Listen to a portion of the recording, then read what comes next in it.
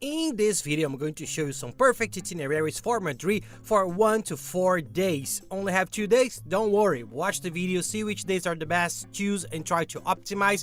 But the idea here is to give you a very nice itinerary of 1 to 4 days with the regions already optimized, getting to know the sites that are closest to each other to save you time and make the most of your trip, with tips on tickets and where to stay. Everything's perfect for you to get the most out of your trip, guys. So don't forget to give us a like, that thumbs up, it's really important for us. Subscribe to the channel and buckle up.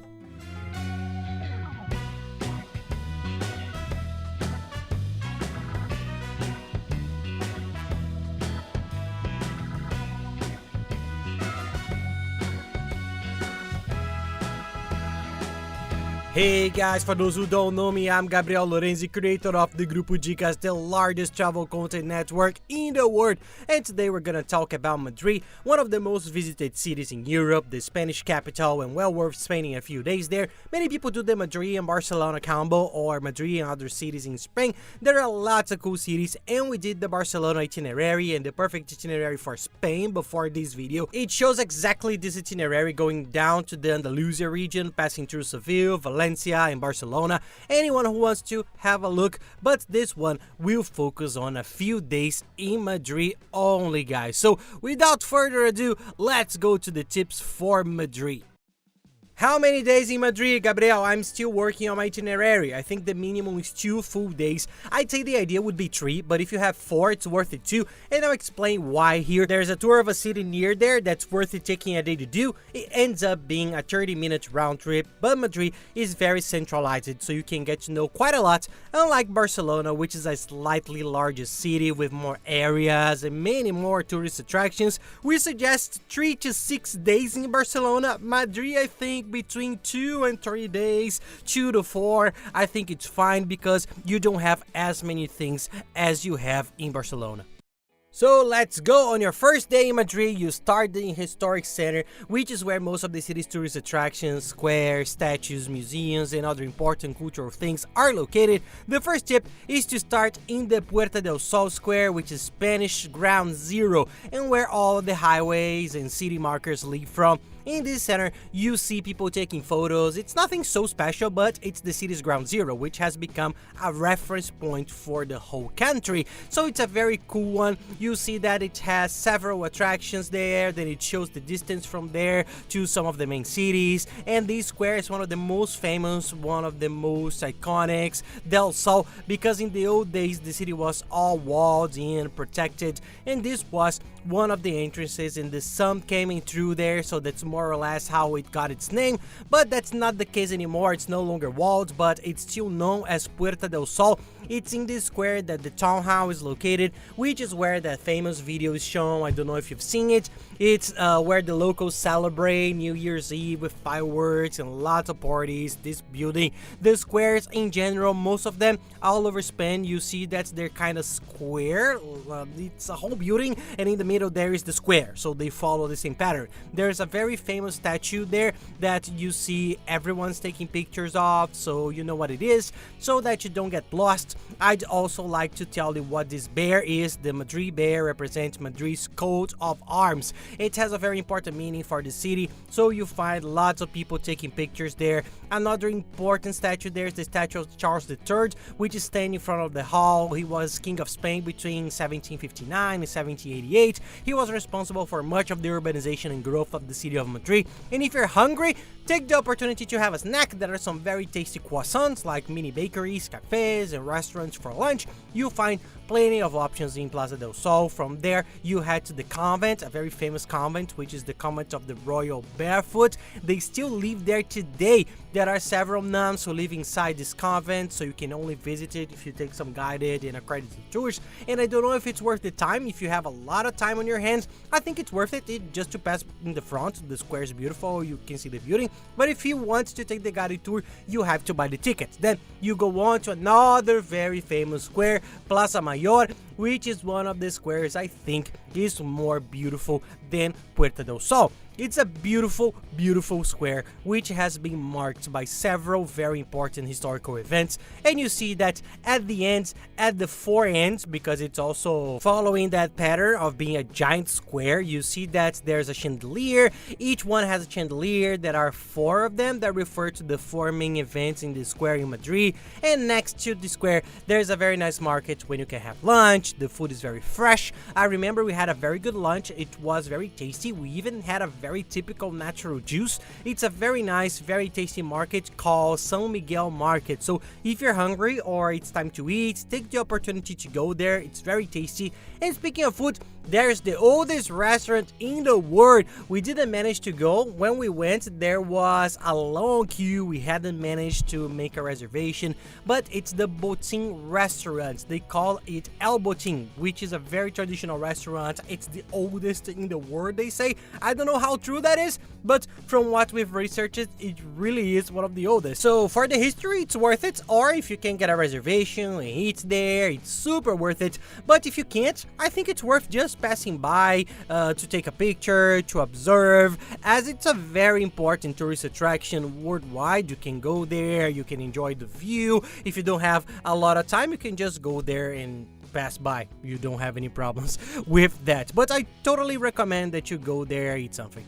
When we left there, we took the opportunity to go straight to the Almudena Cathedral, which is beautiful and very colorful. It's very nice, but it's quick. You go in, take a look around, look up at the stained glass windows. The cathedral ceiling is very beautiful, but you spend no more than an hour there getting to know it, taking pictures, and then you'll be very close to the Royal Palace of Madrid. It's open every day between 10 a.m. and 6 p.m., so do your research because sometimes it might be closed, but when we went, it was every day and it costs around 10 euros to go in. It's beautiful, it's super worth it. It's one of the biggest palaces in the world. Then you can take the tour inside, see the whole palace and the garden, and if you have time, take the opportunity to go out and see the garden behind the palace. If it's a nice day, you spend a couple of hours there. I reckon a couple of hours to see the palace, the garden, and take pictures was more than enough for us guys. Of course, if you want to spend a little more time, you can, but in general, I think a couple of hours is enough for you to know everything and enjoy. And by doing all this in an optimized way, you can still include the Egyptian temple, which is called the Temple of Debod, which is beautiful. It's a temple that was actually a gift from the Egyptians to the Spanish. It's a very nice museum. It's very open, so it has to be a nice day. If it's raining or cloudy, try to put it off for another day, but I think it's worth it. It's a very different attraction. It contrasts with all the architecture in Spain. And now, let's move on to the second day, guys. Let's go. So the second day in Madrid, all these sites I've mentioned you can easily do on foot. Madrid has a lot of good subways. The subway is very good there. It works very well. There are buses, but as everything is very close, I don't think there's any need. We just walked, and a couple of times when we needed to go from one point to another, we used Uber, which worked really well. So we didn't even have to venture into the subways because the subway is difficult for us. It's another language, another style. You can get lost. So you see, if you're wearing comfortable clothes and you're willing to walk a lot, I think you can enjoy this whole itinerary practically on foot. And if you need to get from one point to another, you can just take an Uber. It's not that expensive and you can move around very easily. An important tip is to stay in a good location. Sometimes people want to save money on their hotel. They say, wow, this hotel is half the price. But when you see it, it's super far away from all these attractions. So get a good, well-located hotel, which will make your life much easier. If you want, we've created a really cool link with the best region. We've already done it. I'll put the map here on the screen. It's a personalized map with the best region. You can stay there. There's no mistake. And on this link, we've already put the hotel review so that only good hotels appear with ratings of 8 and above from guests who have already stayed there. I'll leave it down here in the video description. I'll leave the hotels we stayed in, which was very good, well located, excellent value for money. And in this link in the description, I always leave all the websites and links that we use to plan our trips. So save this page, sit down calmly at your computer and go budget by budget. You see that the prices are very good. There's the travel chip that we use in our cell phones. There's the travel insurance that's mandatory for Europe. It's a website that compares the price of all of them and finds prices at half the price of travel agencies. The website we use to buy train tickets, which works very well in Spain and all over Europe. We use it a lot. car rental, global digital account so you can save a lot on buying euros, and when you use the money for transactions there, in short, use the links. They all have automatic discounts inside, so save this page and you'll be able to organize your entire trip with the best tips and the best price for all the amazing service that we know and recommend you to use. So, starting your second day in Madrid, I'd head straight to the Prado Museum, which is one of the most important museums in Spain. If not the most important, it's big, so plan ahead. If you like art, see which artists and works you want to see and focus, because you won't be able to see everything. It's not as big as the Louvre, for example, but it's a very large museum, so you need to be organized and focused so you don't end up wasting too much time inside. And you need a ticket for this one too. On that link I mentioned it in the description, there's also a website where you can buy all the cheapest tickets for the whole of Europe, excursions, guided tours that are also free tours of Madrid. Have a look there, a very nice tour to do on the first day. A guide will explain everything to you, and at the end you just give him a little tip, but it's a very nice website that helps a lot. And the transfer from the airport to the hotel, which is cheaper than a cab and it's super reliable. So you take a look there, but that's where we buy all the tickets.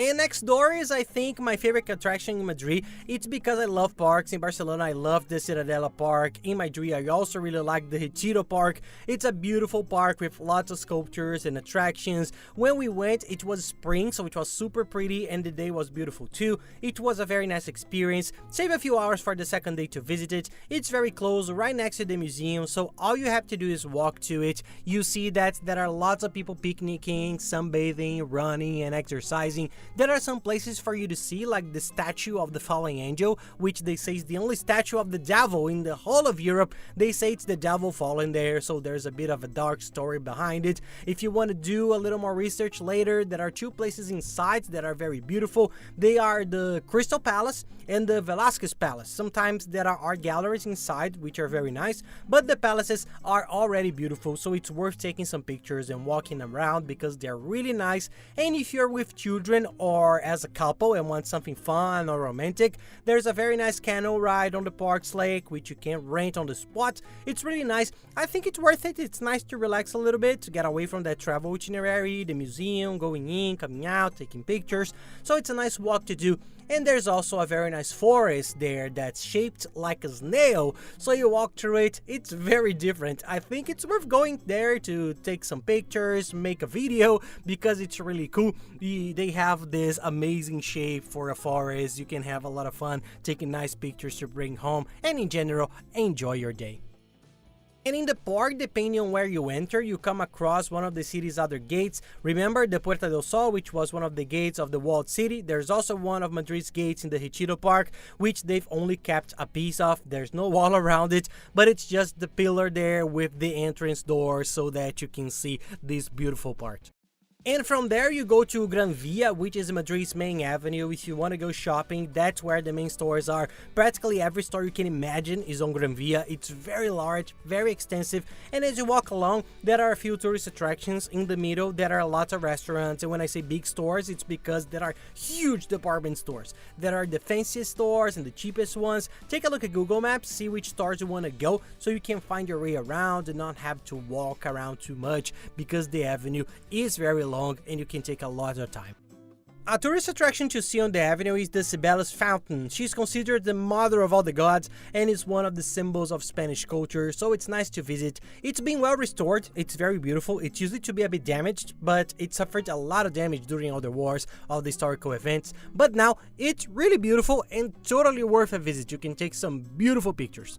There's the Spanish Credit Bank, which is very famous. I'm sure you've seen it in a movie. Its building is super cool. It's worth going past. You can't go in or do anything, but just looking at the entrance is a sightseeing tour. And another nice one is the Circle of Fine Arts, which is a beautiful lookout point. It has a very nice view of the city. I'd put it on the itinerary too. And then I'd go to a very Spanish restaurant with the famous tapas, which is their foods there. It's something between lunch and dinner, and you get a different different kind of food. It's super tasty. We liked it. We ate out a lot. We went several days. There are lots of restaurants. See what's closest to your hotel if you want to go back to take a break. But there are plenty of restaurants. There's a very nice market nearby, the San Antonio Market. It has several restaurants on several floors. Take a look, and it might be a good option for you to have dinner there. Then it's back to the hotel because it's been an intense day, so you have to rest up for the next day, which is full of good things. So let's see. Now day 3, if you have more days, 4 days for example, I'd give you a break in the city so you can do another tour that's very nice and out of the way, which is the round trip to Toledo. Toledo is one of the coolest and most different cities in Spain. It's only 30 minutes away. The round trip is very quick, so I'd put it on the 3rd day. If you only have 3 days in Madrid and don't want to visit another city, take Toledo off and then we'll go on to our 4th day. But I'd put the visit to Toledo on the 3rd as it's very nice, and that website I mentioned it about tickets for excursions, which is in the description. It has the tour. We bought it there. They pick you up from your hotel, take you around, show you the main sites. It's a day trip and you can enjoy the whole city and see everything. If I'm not mistaken, there's also a winery tour, which is really nice, so check it out. It would be a great option for you to break up this walking and hiking itinerary. Then on the 4th day, we'll resume our Madrid marathon. On the 4th day of the trip, we're gonna visit a very nice museum, which along with the Prado Museum is one of the main museums in Spain,